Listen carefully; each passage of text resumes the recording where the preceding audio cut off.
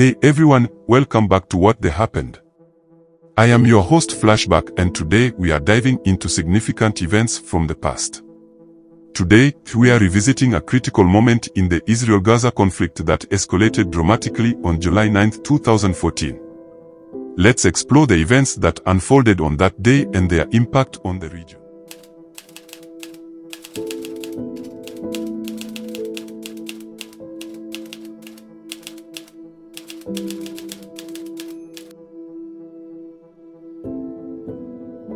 The Israel-Gaza conflict is a long-standing and complex issue with roots stretching back over a century. By 2014, the tensions had been simmering for years, periodically erupting into violence. The immediate lead-up to the events of July 9 began in June 2014, when 3 Israeli teenagers were kidnapped and killed in the West Bank.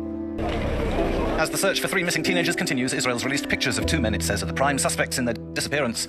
The biggest military operation in the West Bank in 5 years has turned up nothing apart from more than 250 arrests, mostly of members of Hamas. The suspects were named as Marwan Kawazme and Ammar Abu Aisha, both Hamas members from Hebron who've served time in Israeli prisons. Israel insists the teenagers were kidnapped and blames Hamas for it. 2 weeks of intensive house-to-house searches have raised tension in the West Bank, with some civil rights groups and Palestinians accusing Israel of imposing a collective punishment on civilians.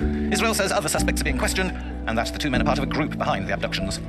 Some have accused Israel of using the kidnapping as an excuse to crack down on Hamas in the West Bank. In response, Israel launched Operation Brother's Keeper, targeting Hamas members in the West Bank.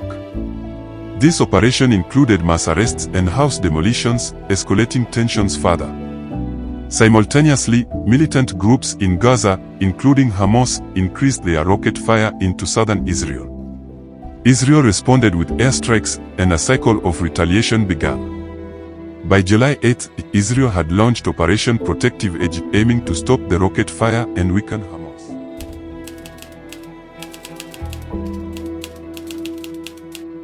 Now, let's focus on July 9, 2014, a pivotal day in this conflict.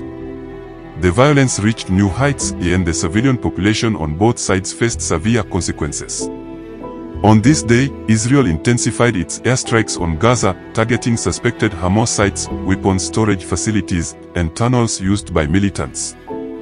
The strikes resulted in significant destruction and a rising death toll among Palestinians, including many civilians. This is Ann Bernard reporting from Gaza. A huge bomb fell on a 4-story house in Khan Yunis in the southern Gaza Strip. It killed 25 members of a family and 1 Hamas militant. Where the house had been was a huge crater, piles of dirt around, where the neighbors had used bulldozers to dig out the bodies. When we came around the corner of the house, we saw a small girl who ran away and sat down on the stoop and began to cry. This was the largest toll in a single bombing in the conflict. There were 19 children killed in the strike.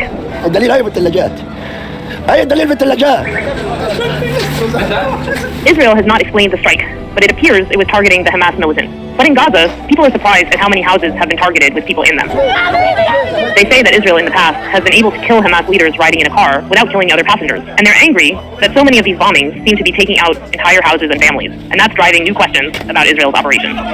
So now, in Gaza and in Israel, people are waiting to see if a ceasefire will come. And if, a bigger question, it will resolve any of the underlying issues that have driven wars like this every few years. The international community watched in horror as the violence escalated. Reports indicated that dozens of Palestinians were killed and hundreds were injured on July 9 alone. The situation in Gaza was dire, with homes, schools, and hospitals damaged or destroyed. No lull in the fighting between Israel and Hamas. Hamas wanted this war. It initiated this war for its own purposes. Israel didn't want this war. This is a purely defensive war. Hamas didn't kill the 3 Israeli teenagers. It was done by a lone actor. So if we're saying... Hamas members did. They were acting as a local cell on behalf of Hamas. Is there a mute button or something here? But here's my question, and the reason that we're showing these pictures, because these are dead children. Would Israel have taken the time to confirm that those children were out of the school before you fired? I think you have no basis for making the statement that you just made. Of course we wouldn't fire directly. We've already taken the windows out of this side of the building.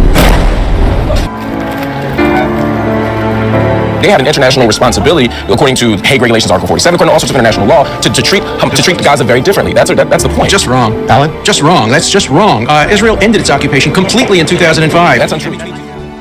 On the Israeli side, the constant barrage of rockets from Gaza forced many residents in southern Israel into bomb shelters. The Israeli Iron Dome missile defense system intercepted many rockets, but the psychological toll on civilians was immense. The conflict also had a significant impact on the political landscape.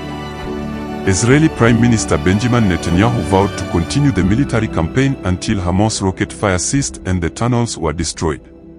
Meanwhile, Palestinian leaders called for international intervention to stop what they described as collective punishment of Gaza's population. The international community was deeply concerned. The United Nations, the United States, and various European nations called for an immediate ceasefire and urged both sides to return to negotiations. Humanitarian organizations highlighted the urgent need for aid in Gaza. Despite these calls, the fighting continued for weeks, leading to a significant loss of life and widespread destruction. By the end of Operation Protective Edge in August 2014, over 2,100 Palestinians and 66 Israeli soldiers, along with 6 civilians, had lost their lives. The events of July 9, 2014, were a turning point in the Israel-Gaza conflict, underscoring the profound human cost of this long-standing dispute. While the immediate violence eventually subsided, the underlying issues remain unresolved, continuing to affect the lives of millions. Thank you for joining us as we looked back at this significant moment in history. If you found this video informative, please give it a thumbs up, share it with your friends, and subscribe to our channel for more stories from the past. Until next time, stay informed and stay curious.